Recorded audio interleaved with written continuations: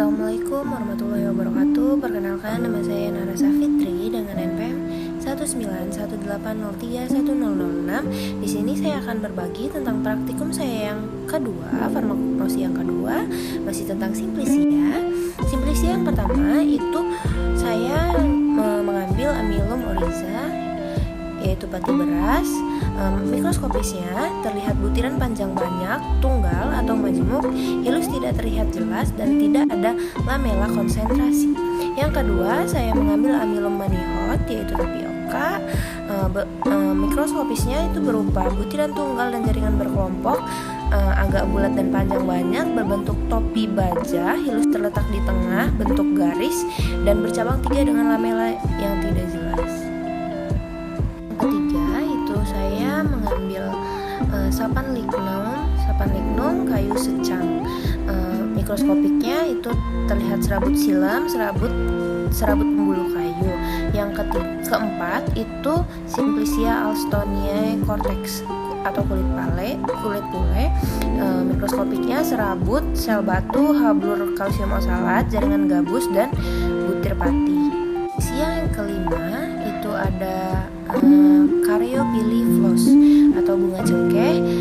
Itu mikroskopiknya pada epidermis terdapat kutikula yang tebal dan stomata dengan 4 sel tetangga. Pada parenkim terdapat kelenjar minyak kuning sampai coklat. Pada sclerenchyme terdapat deretan kooksalat. Ada dasar bunga ditemukan sel batu berasal dari dasar bunga. Fragmen pengenal pada mikroskopis serbuk bunga adalah parenkim dengan kelenjar minyak atau beberapa seperti bentuk jantung atau hati. Simplisia yang keenam itu ada Coriandri fructus, buah ketumbar. Mikroskopisnya fragmen pengenal pada mikroskopik serbuk adalah parenkim bergaris, serabut sclerenchyme berliku. Simplisia yang ketujuh itu ada Tifolium atau daun teh. Mikroskopisnya epidermis atas dan epidermis bawah dengan stomata tipe anomositik, kristal kalsium oksalat berbentuk roset, sel batu bentuk khas bercabang. Yang kedelapan itu ada Simplicia basidiifolium atau daun jabu biji. Terlihat epidermis, jaringan air, jaringan palisade, dan keempat itu Trichoma non glandural. Untuk Simplicia yang ke-9 itu ada Myristaceae semen atau biji pala. Mikroskopiknya itu pada perispem dengan sel-sel parenkim berdinding tipis dan sel-sel berisi pigmen berwarna coklat kehitaman. Pada endospem itu yang berbentuk poligonal berisi aileron dan tetes-tetes minyak. Simplicia yang ke-10 itu ada Phoenisuli fructus, buah adas. Yang terlihat itu jaringan endospem berdinding tebal berisi minyak, lemak, dan butir-butir aleoron berisi kristal kalsium oksalat berbentuk roset kecil. Saluran minyak berwarna kuning atau kecoklatan, parenkim berpenebalan jala berwarna kecoklatan, serabut bernoktak sempit, dan endokarp dengan kelompok sel-sel berbentuk hampir tetrahedral tersusun berlainan. Suatu susunan yang disebut parquet. Tidak terdapat rambut atau amilum. Yang ke-11 itu ada Simplicia rei-radix atau kelembak.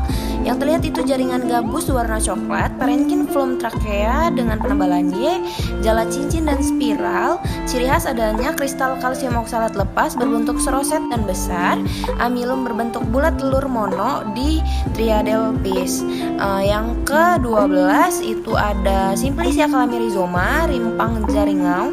Yang terlihat itu pada lapis terluar terdapat satu lapis epidermis atau jaringan gabus.